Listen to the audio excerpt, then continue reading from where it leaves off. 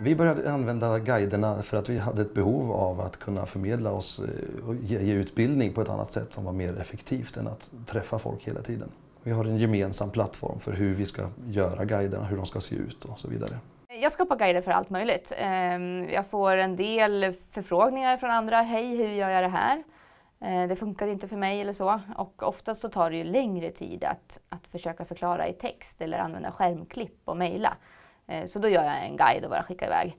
Till exempel hur stänger man av pop-up-fönstret för mejlen eller hur skannar man någonting.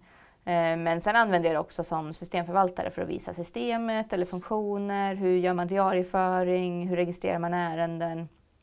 Jag tycker nog att den bästa funktionen i systemet är att det går så fort att bara filma. Alltså att man faktiskt kan filma sitt skrivbord. Jag jobbar mycket med introduktion av nyanställda. Det är en del i mitt uppdrag. Och där, just att vi har guiderna där vi då samlar. Tanken är att vi ska samla allt material som vi har för att det ska vara lättillgängligt.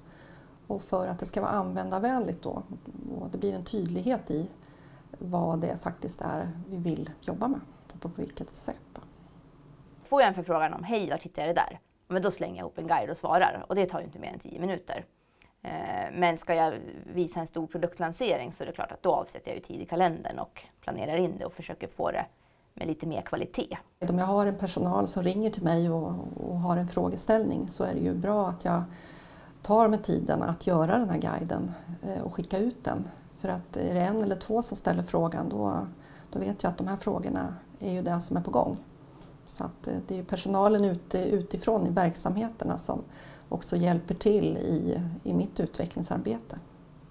Jo, jag fick en förfrågan om hur gör jag när jag skannar till det systemet som jag är systemförvaltare till. Och då tog jag helt enkelt min mobiltelefon och gick till skrivaren och satte på inspelning och sen så spelade jag bara in när jag tog ett papper och skannade helt enkelt till systemet och vad jag skrev in för adress och allt. Där skriver du in den e-postadress som gäller och tryck OK. Och sen la jag upp den och skickade till henne. Det gick också mycket fortare än att försöka beskriva det här i steg för steg. Vart man ska titta någonstans på skrivardisplayen som var ny för henne och sådär. Och en av fördelarna är att man kan se guiderna i sin egen mobil. Så att man kan ju gå till skrivaren och titta där istället för att släpa på sin dator. Nu är det klart att scanna till den adressen. Vi har en liten tävling här i kommunen, se vem som kan ha den guiden som spelas flest gånger. Och just nu så är det min guide, felanmälan till IT-service, som ligger högst. Den har spelats 2400 gånger. Och för mig innebär ju det 2400 gånger som vi har sluppit svara på frågor. Och förhoppningsvis för mottagaren så har den fått svar på de frågor de har. Den bästa guiden, jag vet inte.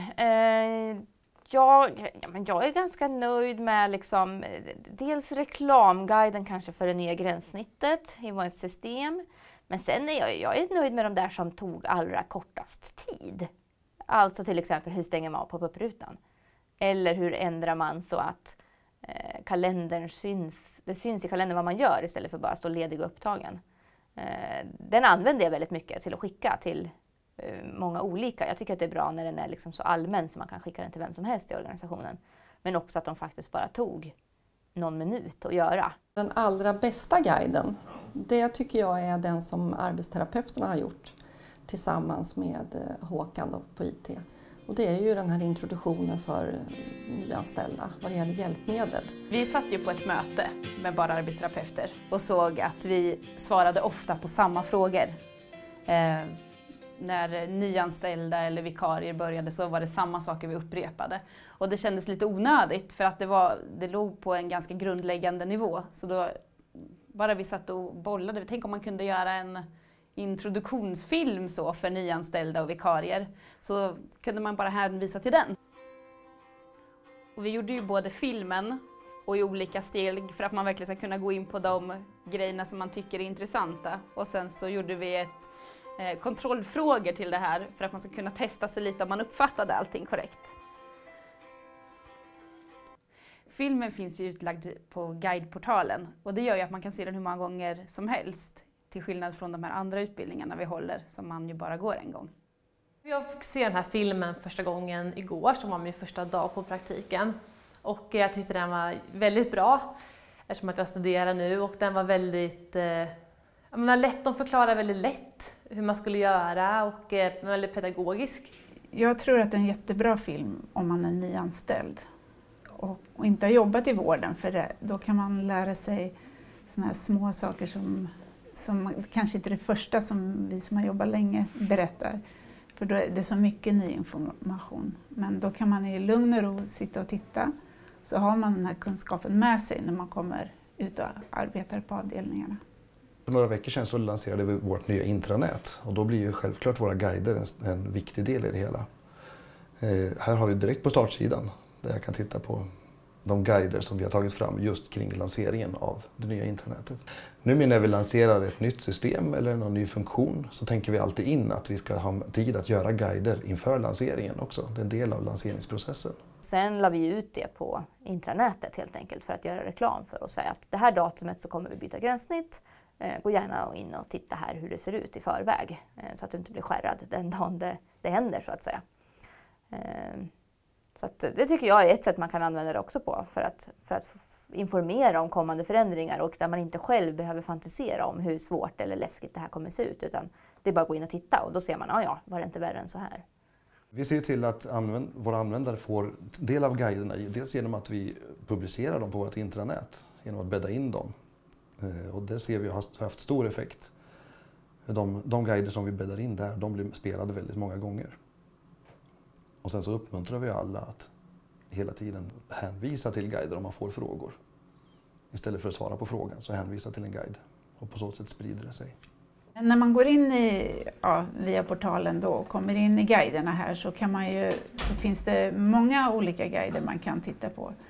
Och det gör också att man kan lära sig nya saker. Det finns jättemånga guider som man kanske inte har sett eller vet om att de finns. Så man kan lära sig jättemycket. Användarna tycker att det är jättekul att få guider faktiskt. De säger, jaha, var det så där enkelt? Det hade jag inte kunnat lista ut på egen hand. Och de kan dessutom också skicka den vidare. Jag har skickat guider till personer som har sagt, hur funkar det här? Och då gör jag en guide och sen skickar jag till en person. Men hon kanske har kontakt med flera som har samma problem. Och då kan hon bara hänvisa till guiden. Den responsen jag får ifrån de nyanställda är ju att de tycker att det är bra att det ser likadant ut som det gör på videoskärmen när de jobbar inne i systemet. Ja, jag tycker det funkar jättebra för det är väldigt detaljerat beskrivet hur man ska göra. Man kan både lyssna och man kan se precis vart man ska klicka på datorn. Och så får man göra likadant. Våra guider kan ju spelas dygnet runt och man kommer ju åt dem externt så att man kan komma åt dem hemifrån eller vart man vill. Vilket innebär att man kan få svar på frågor dygnet runt. Vilket är ju bra för till exempel socialtjänstens personal som jobbar nattetid ofta. Jag tycker att det är jättesmidigt att kunna gå in när jag vill och när jag känner att nu behöver jag den här informationen. Jag behöver inte ringa till någon annan kollega eller som är mer insatt eller fråga någon som är upptagen med andra saker, utan jag kan själv gå in och läsa och klicka mig fram till den informationen jag behöver. Det är också viktigt att när vi tar fram våra dokument och i med det här ledningssystemet som vi också kommer att jobba vidare med, att de blir levande. Att vi verkligen får, det inte blir ett dokument som sitter i en pärm i en hylla, utan att man hela tiden håller dem uppdaterade och faktiskt använder sig utav dem. Det som är fördelen tycker jag också med att det faktiskt är en länk man skickar och att den blir så att säga har sitt namn bevarat oavsett vad man gör med själva videon och hur man uppdaterar den. Det är ju att om man skickar vidare den, saker och ting kan ju spridas per mail eller på andra sätt utan att man själv har någon kontroll över det. Det är svårt att veta vem slutanvändaren utav en länk är. Så därför tycker jag det är viktigt att videon visas oavsett så att man inte får felmeddelanden eller att den liksom saknas eller att det blir gammal information som sprids, utan att det alltid är fräsch information och att man får det man trodde man skulle få. Även om man har gjort förändringar i det bakomliggande arbetet. Våra guider de spelas ett par 100 gånger per dag. För verksamheten så innebär det att man har tillgång till information när man vill ha den. Inte sitta i någon telefonkö och vänta på att få svar på någonting. För oss som ofta svarar på frågor så innebär det att vi slipper svara på samma fråga om och om igen.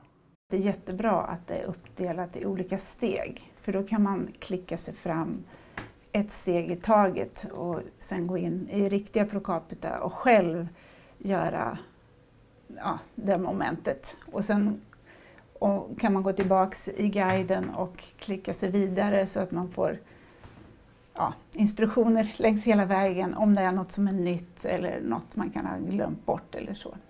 Att vi har lyckats med att skapa så många guider och skapa det är att det finns ett stort driv hos ledningen och hos engagerade producenter. Det finns en stor förståelse hos ledningen att det här är viktigt och det finns möjlighet för en systemförvaltare att faktiskt arbeta med systemet och utveckla det och utveckla producentgruppen. Infocaption, Guide Your Way.